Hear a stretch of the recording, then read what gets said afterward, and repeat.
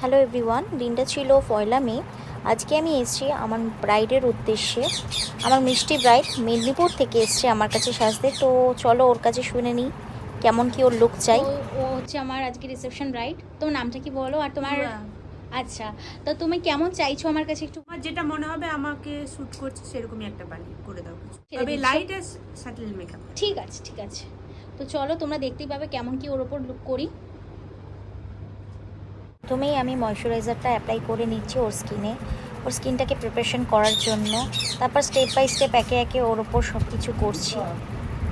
ভীষণই শান্ত প্রকৃতির একটা মেয়ে, ওকে দেখেই বুঝতে পারবে তোমরা যে ও চুপচাপ বসেছিল। অনেক দিন ধরেই ভাবছিলাম ব্লগটা শেয়ার করব তোমাদের সাথে, বাট হয়ে উঠছিল না, সময় পাচ্ছিলাম না, কিন্তু ফাইনালি তোমাদের সাথে শেয়ার করলাম।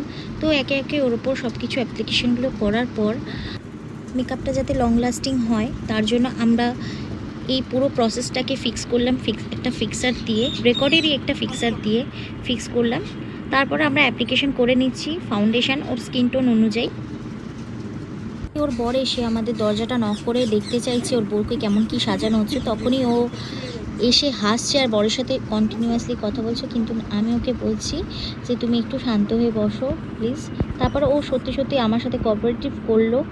সত্যি ও এমনিও শান্ত প্রকৃতির মেয়ে, তোমরা সেটা বুঝতেই পারবে। তারপরে আমি আস্তে আস্তে সব স্টেপ বাই স্টেপ ওর ওপর অ্যাপ্লিকেশনগুলো করার পর যখন ওর ফাইনাল বেস রেডি হয়ে যায়, তারপরে যখন আমরা ওর হেয়ারে হাত দিই, হেয়ারটা দেখে আমার মাথা ঘুরে যায় যে এত বড় হেয়ার কিভাবে সামলাবো। তার মধ্যে ও যার কাছে এর আগে ওর বিয়ের দিন ব্রাইডাল সেজেছিল, সে এত পরিমাণ ব্যাককমিং করেছিল যে ওর হেয়ারটা খুলছিল না। ইভেন ও ভয়তে ও নিজের হেয়ারটাকে ছাড়ানো, মানে চুলটাকে আঁচড়াইও পর্যন্ত নেই।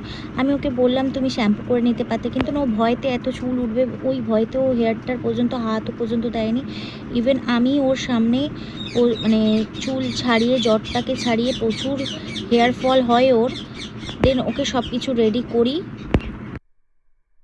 তোমরা মেকআপ আর্টিস্টরা যারাই এই কাজ করো, তোমাদের কাছে একটাই রিকোয়েস্ট, প্লিজ একটু ব্রাইডদের ব্যাক কমিংটা একটু বুঝে করো, যাতে ওরা পরবর্তীকালে অন্য আর্টিস্ট যখন ওদের কাজগুলো করবে একটু ভালোভাবে করতে পারে। আবারও বলছি, তোমাদের কাছে আমার একটাই রিকোয়েস্ট, প্লিজ তোমরা যারা আর্টিস্টরা, নিউকামার আর্টিস্টরা যারা করবে কাজ ব্রাইডদের ওপর, প্লিজ একটু বুঝে করো, যাতে পরবর্তীকালে অন্য আর্টিস্টরা কাজ করার সময় একটু যাতে প্রবলেমে পড়তে না হয়। আর তারপরে দেখে নাও ওর ফাইনাল লুকটা। শ্বশুরমশাই নিজে আমাকে এসে কমপ্লিমেন্ট করে গেছে যে এত সুন্দর সাজিয়েছি। একটা আর্টিস্টের কাছে এর থেকে বড় পাওয়া হয়তো কিছু আর হতে পারে না। শুনে নেওয়া যাক ওর কাছে যে ওর কেমন লাগলো লুকসটা। তো